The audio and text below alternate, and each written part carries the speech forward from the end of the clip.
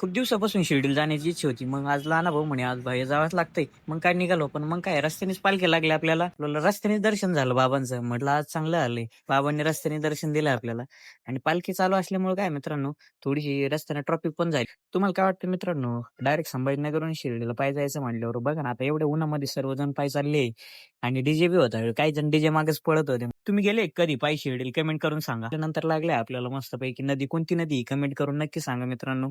Finally पोहोचलो आपण शिर्डीमध्ये. पार्किंगवाल्यांची खूप लूटमाल चालू आहे. त्यामुळे काय आम्ही लावली होती इथे शिर्डी नगरपालिकेसमोरच गाडी लावली. आमची स्वराला बघायचं होतं गार्डन इथं. गार्डन खूप छान केलेलं होतं. पहिल्यापेक्षा या ठिकाणी खूप सुधारणा झालेली आहे मित्रांनो. आणि आम्ही ज्यावेळेस पोहोचलो त्याच वेळेस नेमकी आरती चालू झाली मित्रांनो. 12 वाजताचा आरतीचा टायमिंग असतो आणि 12 वाजता आम्ही तिथं पोहोचलो. आमची आरती मिस झाली.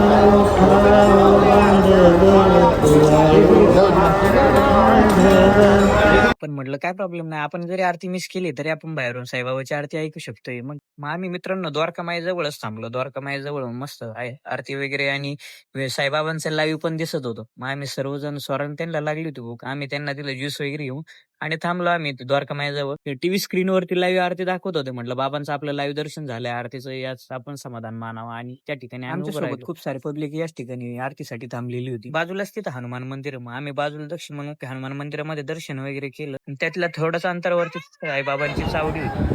आम्ही चावडीमध्ये देखील दर्शन घेतलंय. आणि निघालो आम्ही साई उद्यानकडे. स्वराला घ्यायची होती खेळणी, पण तोपर्यंत बाबांनी बी आमच्यावर अटॅक केला. म्हणे, "बाबा तुम्हाला गंध लावाच लागतो. शिर्डीमध्ये आले आणि बिना गंधाचे कसे चालले?"